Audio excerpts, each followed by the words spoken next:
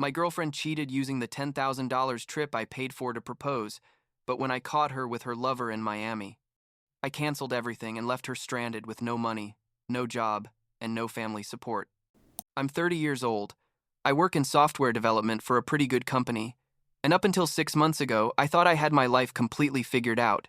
You know, the stable job, the nice apartment in a good neighborhood, and most importantly, a 3-year relationship with who I thought was the love of my life.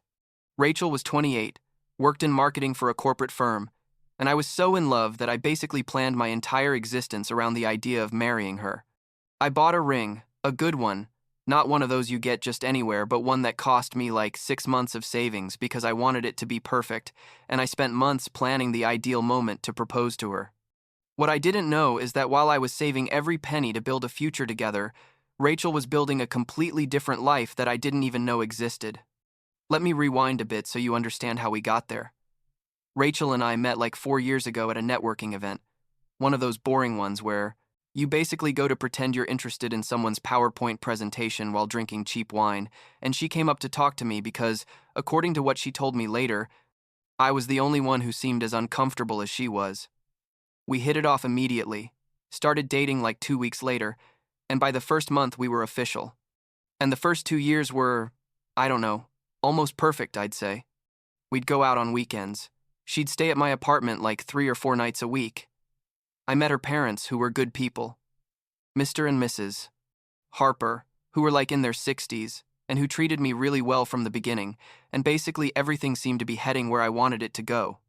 Rachel was fun, intelligent, ambitious with her career, and when we were together, I felt like everything made sense. You know what I mean?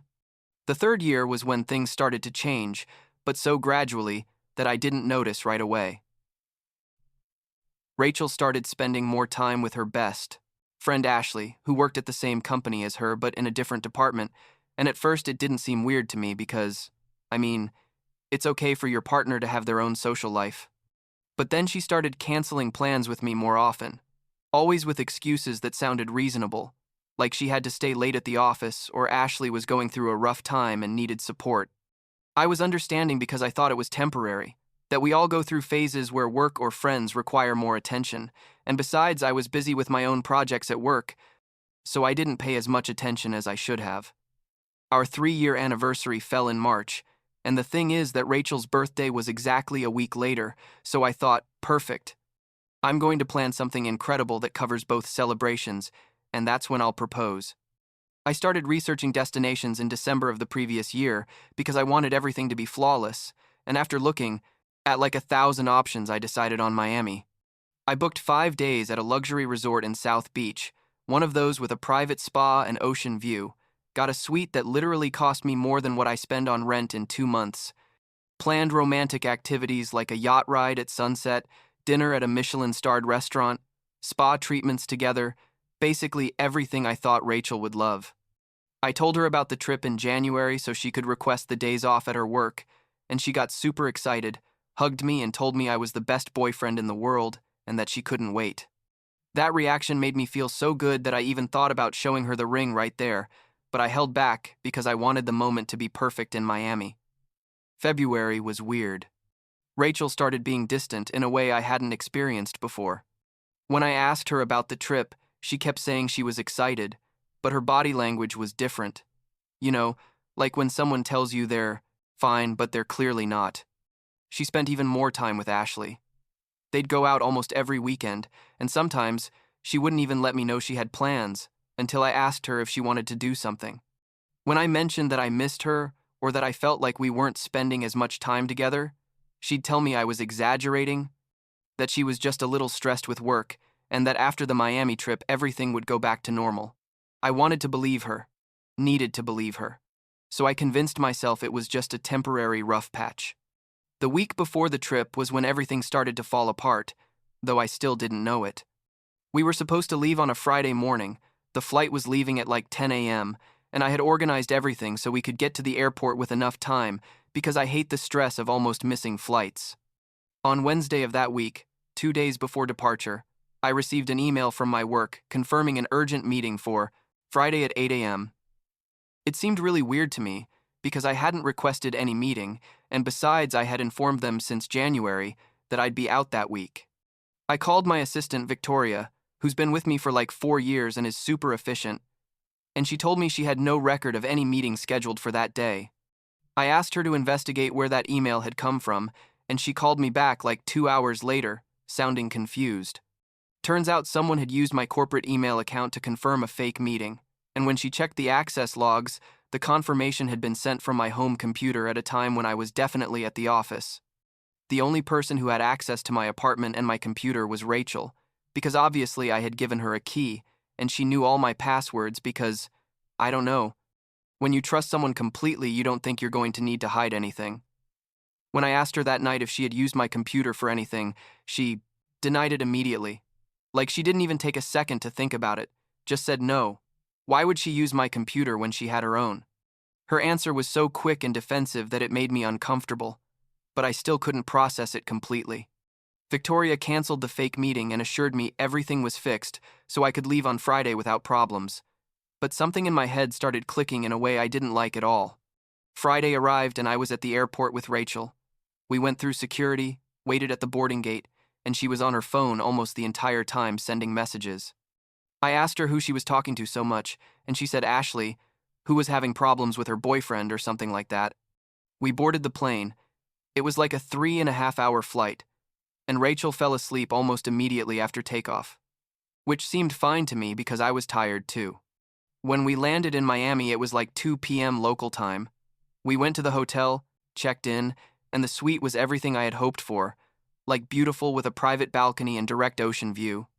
Rachel said she was tired from the flight and wanted to rest a bit, so we took a nap together.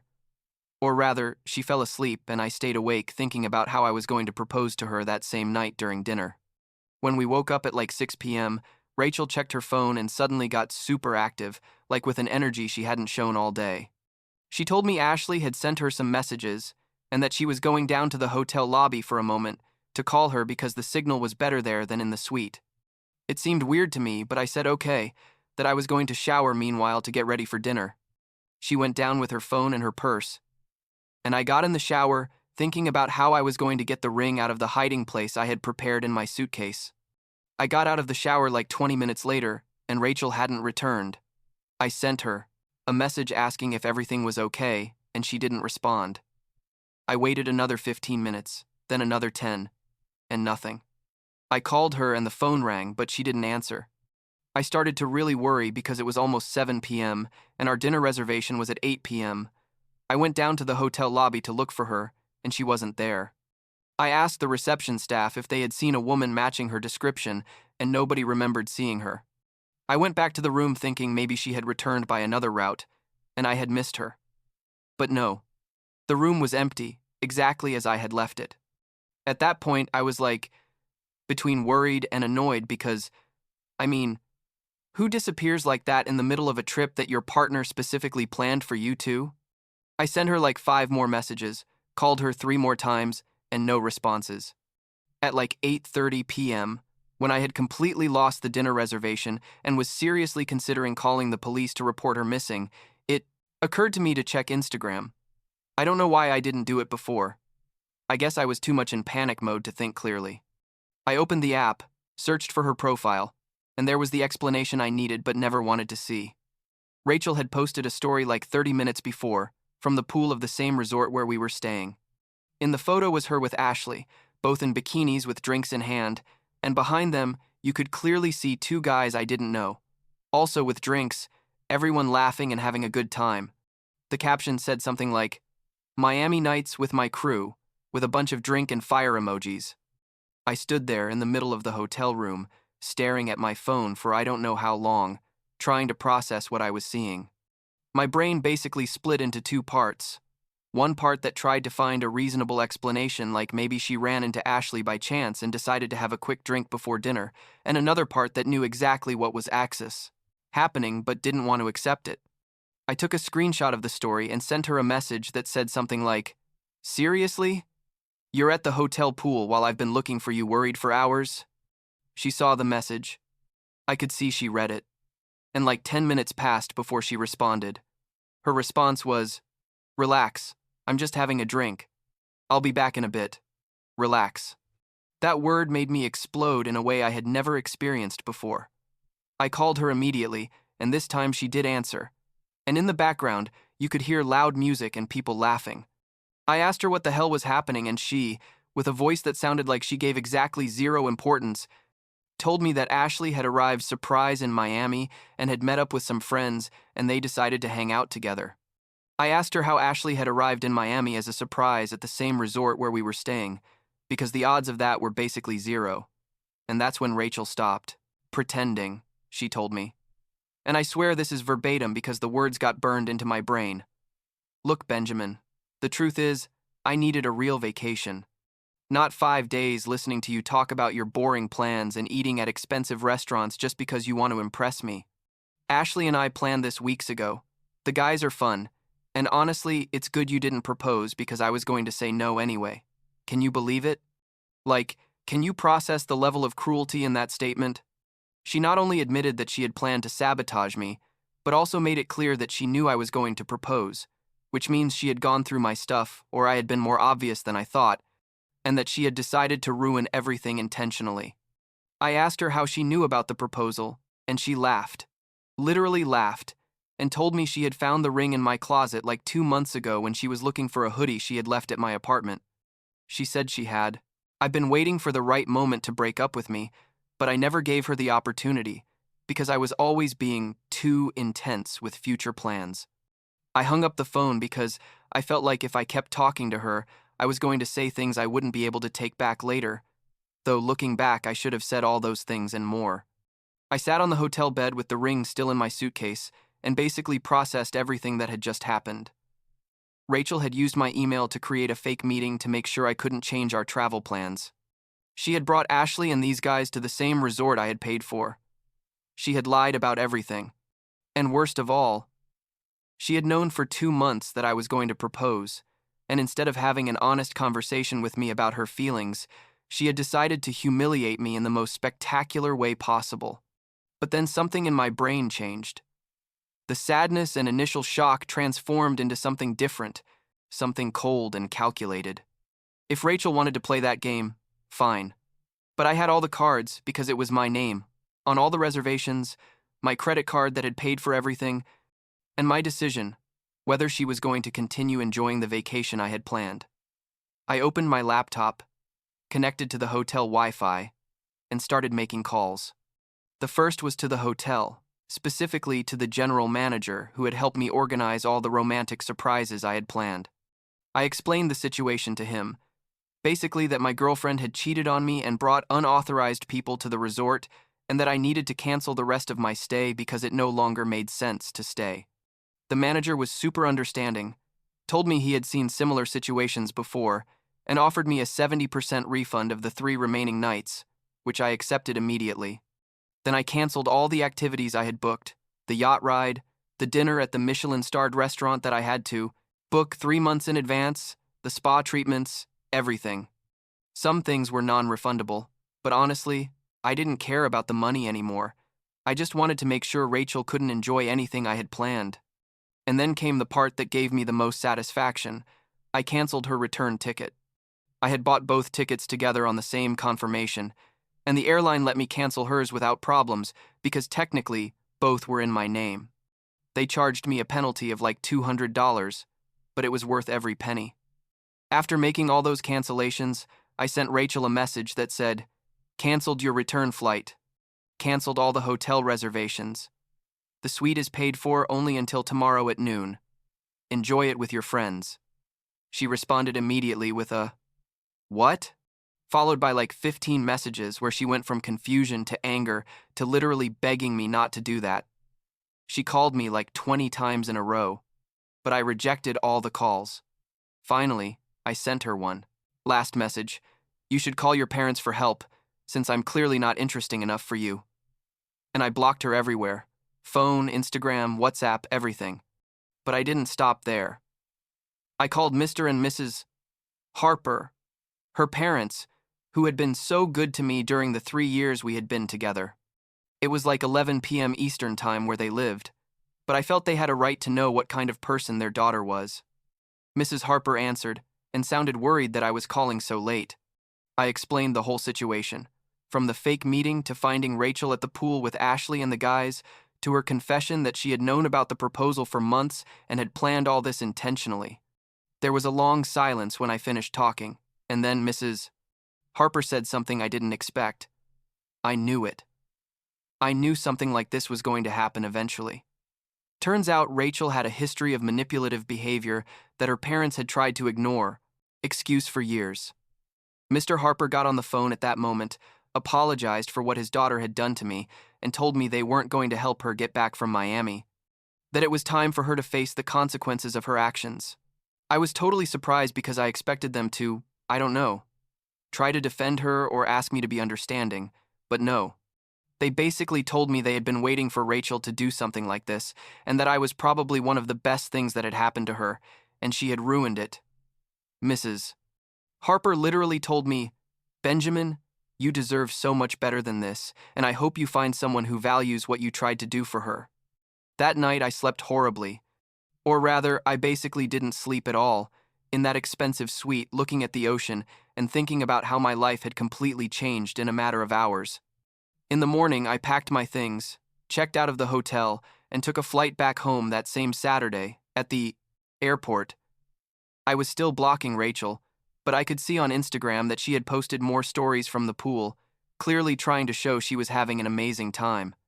What she didn't know was that the hotel had evicted her from the suite at 12 p.m. as I had instructed, so she was basically pretending everything was fine while probably already trying to figure out where she was going to sleep that night. The next few days were surreal. Rachel tried to contact me through her friends' numbers, new emails, messages from fake Instagram accounts, basically any method she could find. All the messages followed the same pattern. First, she tried to make me feel guilty by telling me I had left her stranded in another city without money or way to get back. Then she'd get angry and tell me I was controlling and a psychopath for having done that to her. And finally, she'd try to manipulate me by saying it had all been a mistake and that if I really loved her, I would forgive her and help her. I ignored everything. Later, I found out through Mrs. Harper, who kept in contact with me because she genuinely felt bad about what her daughter had done, that Rachel had to borrow money from Ashley for a return ticket. But Ashley only lent her enough for a flight with 3 layovers that left like 4 days later. Rachel ended up staying at a cheap hostel in a not very good part of Miami, and Ashley and the guys apparently continued their trip without her after the first day. While Rachel was dealing with all that in Miami, I was at home doing my own investigation. Something about the whole situation didn't completely add up, specifically who these guys were that Rachel had been at the pool with. I went back to check her Instagram stories on a secondary account I had created just to be able to see them without her knowing, and in one of the photos, one of the guys was wearing a hoodie with the logo of the company where Rachel worked. That made me think, maybe they weren't just random friends that Ashley had met, but that there was some more direct connection. I asked a friend who works in social media to help me identify the guys from the photos, and after like 2 hours of searching, we found one of their Instagram profiles. His name was Trevor. He was like 32 years old, and his bio said he worked as a marketing supervisor at, guess what company? Exactly the same one where Rachel worked. More investigation revealed that Trevor was specifically the direct supervisor of the department where Rachel worked. The pieces started coming together in a way that made me feel even worse than I already felt. I decided to contact Trevor directly. I sent him a message on Instagram explaining who I was and asking him directly what his relationship with Rachel was. His response arrived like 6 hours later and basically confirmed my worst suspicions. Trevor told me that he and Rachel had been dating for the last 4 months, that she had told him she was single, and that when he suggested the Miami trip, she had jumped at the idea immediately. I told him that Rachel and I had been in a 3-year relationship and that I had been the one who paid for the resort where everyone had stayed. Trevor went quiet for a moment and then called me directly. That phone conversation with Trevor was probably one of the strangest of my life. We were both victims of Rachel's deception, just in different ways. Trevor explained to me that Rachel had started flirting with him at the office since November, that at first he had rejected her because he had a policy of not dating subordinates, but that she had been super persistent. By January, they were already secretly dating, and Rachel had told him she had ended a long relationship recently and was ready for something new. Everything she had told him was basically lies, including that she supposedly lived alone in an apartment when in reality she spent half her nights at my apartment with me. Trevor was genuinely shocked, like you, could hear his voice breaking on the phone, and he told me he never would have started anything with her if he had known she had a boyfriend. I believed him because, honestly, what reason would he have to lie to me at that point? We both agreed that Rachel was an expert manipulator and needed to face real consequences. Trevor told me he was going to report her to Human Resources for having lied about her relationship status to manipulate a supervisor, which was a clear violation of company policies. I told him I would support whatever he needed to do, but Trevor had a better idea. He proposed that we confront Rachel together, in a video call where we could both ask her questions and see how she tried to explain herself.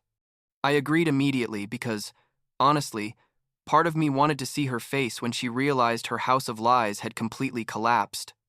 We coordinated the day and time, waited until Rachel finally got back home from Miami, and then Trevor asked her to connect to a video call because he needed to discuss something urgent about work. She accepted, without knowing what was coming. When Rachel appeared on the video call, she looked terrible. Like obviously she hadn't slept well and had that expression of someone who has spent several days stressed to the max.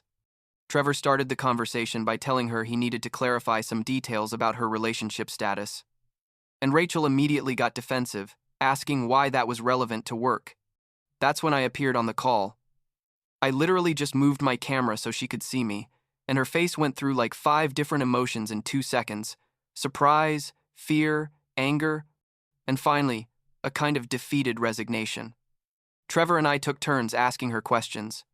He asked, since when she had been planning the Miami trip, and she admitted that since February, basically a month after they started dating. I asked how she had planned to maintain 2 simultaneous relationships, and she tried to say it wasn't that simple, that things with me had cooled down, and that with Trevor, she had felt a real connection. Trevor asked her why she had lied to him about being single, and she couldn't give a coherent answer, just started crying and saying she had made a mistake. I asked her about the ring, and she admitted she had known about my plan to propose since she found it in January, not February as she had said before, which meant she had had even more time to plan her betrayal. The call lasted like 4 or 5 minutes and ended with Rachel begging both of us not to tell anyone that she could fix everything, that she was willing to do therapy or whatever was necessary. Trevor told her he had already scheduled a meeting with Human Resources for the next day and that she should prepare for the consequences. I simply told her I hoped the days she spent stranded in Miami had been worth it because that was the last time we were going to talk. I hung up the call and blocked the new number she had been using. Trevor kept his word. He reported everything to Human Resources, including Rachel's lies about her relationship status, the violation of fraternization policies, and the fact that she had used privileged information from her position to manipulate situations in her favor. The company's internal investigation revealed it wasn't the first time Rachel had acted inappropriately at work. Several coworkers came forward to report that she had aggressively flirted with other supervisors in the past and had created uncomfortable environments. The company fired her like 2 weeks after the whole Miami situation. Losing her job wasn't the only consequence for Rachel. Ashley, her supposed best friend who had helped her with the whole plan, apparently distanced herself from her after having to take money from her own account to help her get back from Miami. Turns out Rachel had promised Ashley that I would never find out about anything, and that after the trip she would break up with me in a softer way, but when everything exploded, Ashley realized she had participated in something much more serious than she thought. Rachel's other friends found out about the situation through social media and the natural gossip that occurs when someone does something so dramatic, and basically everyone stopped talking to her. Her parents maintained their position of not supporting her. Mrs. Harper sent me a message like a month after everything, telling me that Rachel had tried to move back in with them, but they had told her no, that she was 28 years old and needed to solve her own problems. Mr. Harper apparently told Rachel he was ashamed of her behavior and that until she demonstrated real change in how she treated people, he wasn't going to have a close relationship with her. It was hard for them. Obviously, she's their daughter, but I really respect that they prioritize doing the right thing over protecting their daughter from the consequences of her actions. I, for my part, took some days off from work after all that chaos. I needed to process everything that had happened and basically reevaluate my entire relationship with Rachel. Looking back, I could see the red flags I had ignored, like how she was sometimes condescending when I told her about my future plans, or how she avoided serious conversations about commitment. I realized that I had been so in love with the idea of building a life with someone that I hadn't paid enough attention to. Whether that person really wanted the same thing I did. The story doesn't completely end there. Like 2 months after the Miami disaster, I decided to take those vacation days I had planned, but this time alone. I went back to Miami, stayed at a different hotel to avoid the memories, and basically gave myself the time I needed to heal. I walked on the beach at sunset, ate at good restaurants, spent time with myself, and reflected on what I wanted from my life. It was on that trip that I truly felt I had turned the page. There was still hurt. There were still moments where I wondered what would have happened if Rachel had been honest with me instead of lying. But I no longer felt that consuming rage I had felt the first few weeks. While I was in Miami that second time, Rachel tried to contact me one last time. Apparently, she had gotten my new address somehow, probably through someone we knew in common, and showed up at my building when I returned from the trip. The doorman called me to let me know. Someone was waiting for me in the lobby, and when I went down there, she was. She looked different, like she had lost weight and looked tired, in a way that went beyond just being physically exhausted. She saw me and started crying immediately, asked me for 5 minutes to talk, and I, against my better judgment probably, agreed to listen to what she had to say. Rachel basically gave me a rehearsed version of an apology where she admitted she had acted horribly, that I didn't deserve any of what she did to me, and that she had spent the last few months going to therapy, trying to understand why she had sabotaged the best relationship of her life. She said she had lost her job, most of her friends, her parents' trust, and that all she wanted was a chance to start over, not necessarily with me if I couldn't forgive her, but at least for me to know that she really was sorry. I listened to everything without interrupting her, and when she finished speaking, I told her something I had been thinking about for weeks. Rachel, what you did to me wasn't just a mistake or a bad decision. It was a sustained campaign of manipulation and deception that lasted months. You didn't just lie to me, you lied to Trevor, you used Ashley, you disappointed your parents. All for what? To have a vacation with people who didn't even stay with you when things got difficult. I sincerely hope your therapy helps you, but I can't be part of your healing process. I already lost enough time in a relationship where I was the only one who was really committed. I turned around and left without looking back. I heard her say something else, but I didn't hear it. I just got in the elevator and went up to my apartment. That was the last time I saw or spoke to Rachel, and honestly, I hope it continues to be the last. I don't wish her ill, because in the end, holding resentment only hurts me, but I also have no interest in knowing how she is or what she's doing with her life. It's been like 6 months since all that, and I'm in a much better place. I sold the ring, not because I needed the money, but because having it stored somewhere in my closet felt like keeping a piece of that chapter of my life that I needed to close. The money I got from it, I donated to a charity organization that supports victims of emotional abuse. It seemed appropriate somehow. I started going out with friends more often, picked up some hobbies I had put aside during my relationship with Rachel because she said they were boring, and basically, rebuilt my life, focusing on what really matters to me. I haven't started dating anyone new yet, and that's okay. I'm not in a hurry. I think I need more time to process everything and be sure that when I meet someone new, I can trust completely without the traumas. Rachel left. My friends tell me what happened made me stronger, that now I can better recognize the signs of when someone isn't being genuine, and I guess they're right in a certain way. I'm more careful now, more protective of my time and emotional energy, but I'm also trying not to let what happened make me cynical about love in general. Mr. and Mrs. Harper still write to me from time to time, just to see how I am, which is super weird but also kind of sweet in a certain way. They told me Rachel eventually moved to another city, I think to North Carolina or something like that. Starting over, where nobody knows her story. I hope she finds peace and makes real changes, but that's no longer my problem or my concern.